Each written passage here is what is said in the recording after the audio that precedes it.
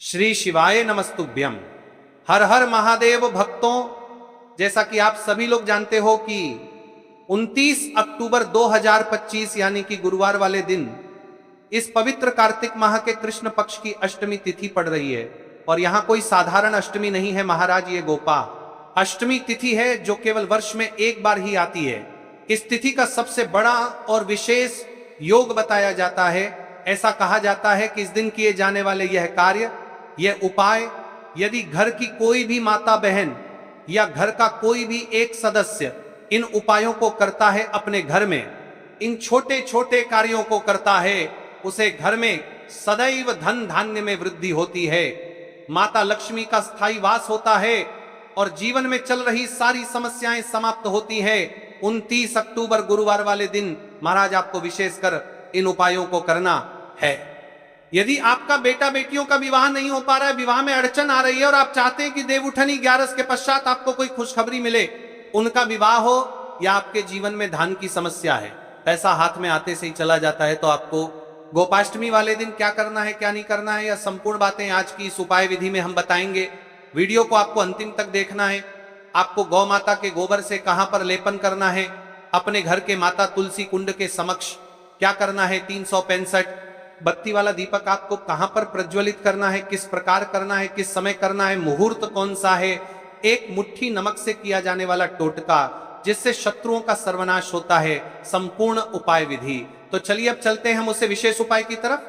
गोपाष्टमी वह पवित्र तिथि है जब भगवान श्री कृष्ण ने पहली बार गायों को चराना आरंभ किया था। इस पर्व में गायों का स्नान, श्रृंगार और पूजा अर्चना की जाती है।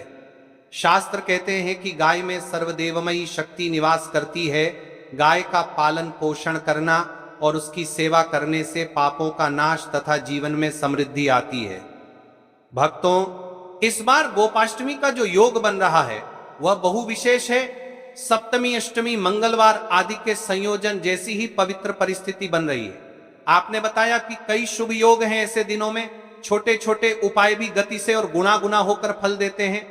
365 बत्ती वाला उपाय, महाराज ऐसा कहा जाता है कि जो मनोकामना बड़े बड़े पूजा पाठ अनुष्ठान से पूर्ण नहीं होती, वो केवल इस 365 बत्ती दीपक वाले उपाय को करने से पूर्ण हो जाती है। यदि जीवन के अंतिम चरण पर हो, रोज शिव मंदिर जाते हो, शंकर को जल समर्पित करते हो, पूजा पाठ करते हो, फिर भी आपके जीवन में चल रही सारी समस्याएं समाप्त नहीं होती हैं, तो महाराज इस 365 बत्ती दीपक वाले उपाय को आपको करना है।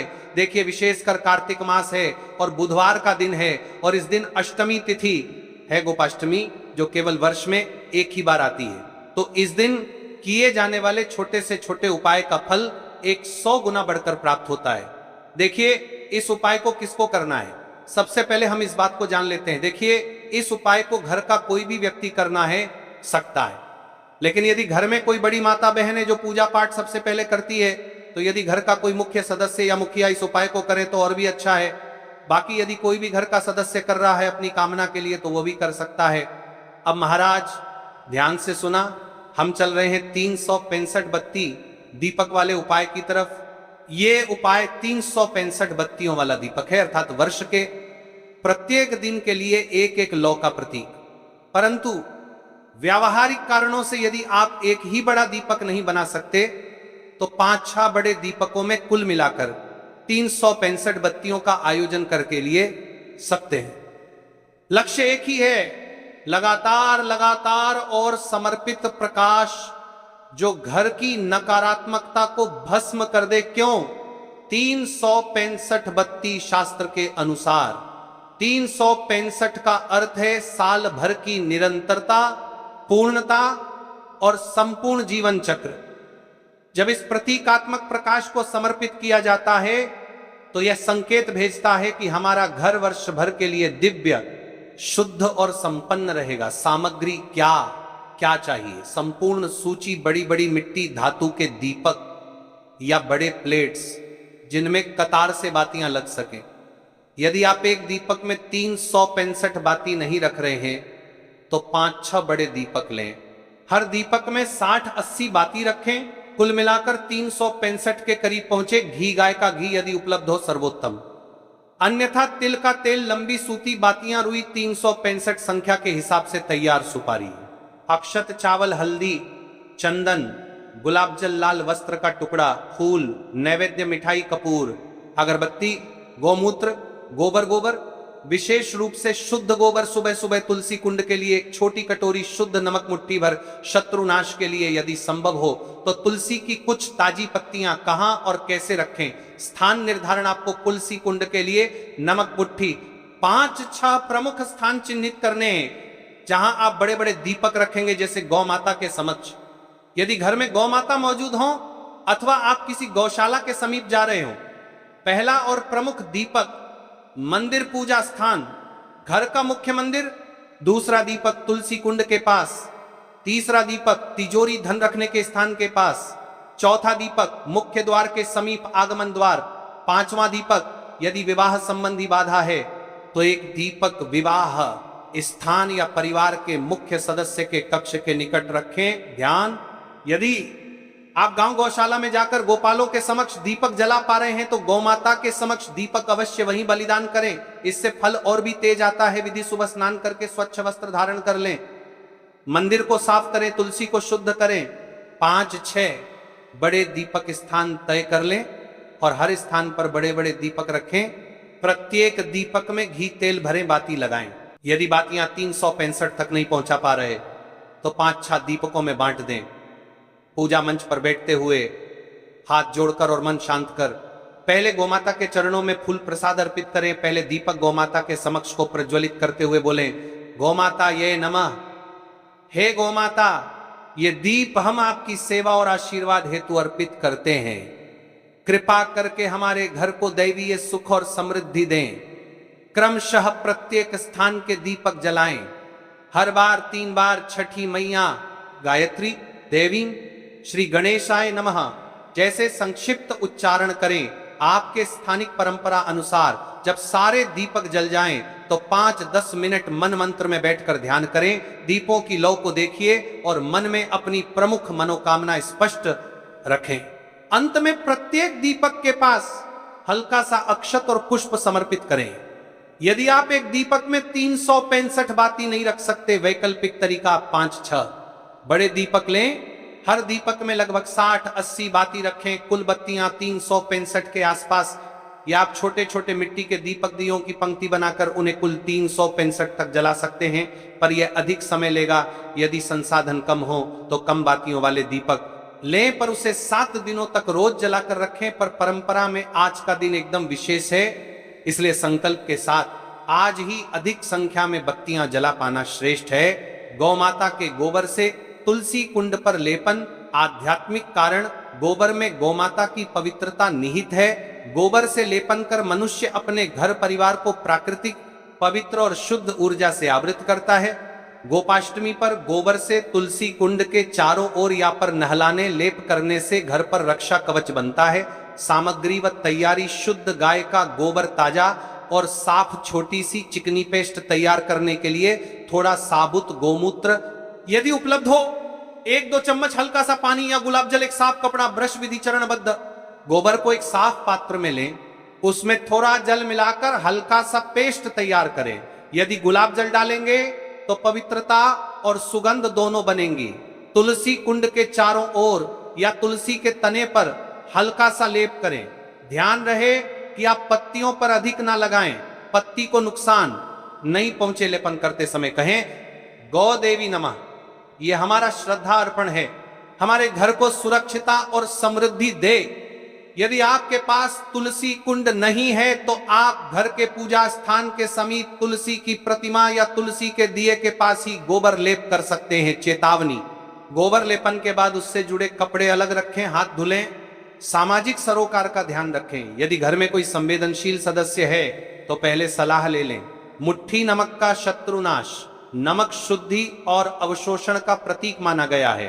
परंपरा में कहा जाता है कि मुट्ठी भर नमक लेकर घर से बाहर एक चक्कर लगाने और उसे बाहर फेंक देने से नकारात्मक ऊर्जा बाहर निकलती है और शत्रु विक्षेप का असर घटता है। सामग्री: एक मुट्ठी स्वच्छ नमक, सादा शुद्ध, एक फटे साफ कपड़े का छोटा टुकड़ा। नमक बांधने के लिए विधि: रात्रि में सभी परिवार के सदस्य सोने के बाद या घर शांत होने के बाद कोई श्रद्धालु व्यक्ति बाहर जाए, हाथ में मुट्ठी नमक लेकर घर के चारों दीवारों द्वारों के बाहर एक एक चक्कर लगाएं, बाहरी मार्ग पर और हर दिशा पर नमक की थोड़ी थोड़ी मात्रा जमीन पर छिड़कें, कहते हुए बोले जो भी बुरी दृष्टि, टोना टोटका, शत्रु प्रभाव है वह नमक के साथ बाहर चला जाए, हमारे घर में शांति और समृद्धि बनी रहे।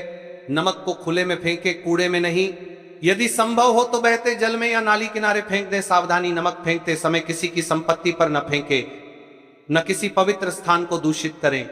अब चलिए हम जानते हैं 3 शुद्ध आटे की दीपक के उपाय के बारे में।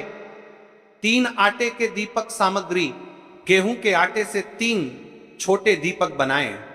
घी, तेल, बाती स्थान।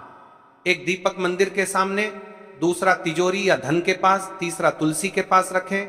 विधि दीपक जलाकर मन में एक एक प्रमुख मनोकामना रखें। प्रथम धन समृद्धि, द्वितीय शत्रु विनाश, तृतीय परिवार में शांति। तीनों पर 3 बार श्रीं ह्रीं महालक्ष्मी नमः का उच्चारण करें। 11 चावल के दानों का समर्पण। 11 अक्षत चावल को हाथ में लेकर देवों को समर्पित करें।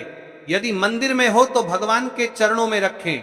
यदि घर में पूजा कर रहे हो तो तुलसी कुंड या दीपक के पास डाल दें, कहते हुए बोलें यह 11 अक्षत मैं अपना नाम, अपने कुल परिवार की समृद्धि हेतु अर्पित कर रही हूं। हे देवी देवता हमारी रक्षा करें। जब आप 365 बत्तियों पास करता है, जब 365 बत्तियों करने के लिए जाकर में लाग रहा हो, नवांतर्भाग करने के लिए जब 365 का दीपक प्रज्वलित कर रहे हो तो निम्न मंत्रों का स्मरण करें। प्रत्येक दीपक प्रज्वलित करते समय सरल उच्चारण गो गवाम वहनम 3 बार, सभी दीपक जल जाने के बाद समापन में 11 बार बोले। श्रीं ह्रीं महालक्ष्मी नमः शत्रु समर्पण के बाद नमक फेंकते समय बोले नमः शिवाय। 9 बार यह मंत्र विधान भक्त श्रद्धा के अनुरूप है।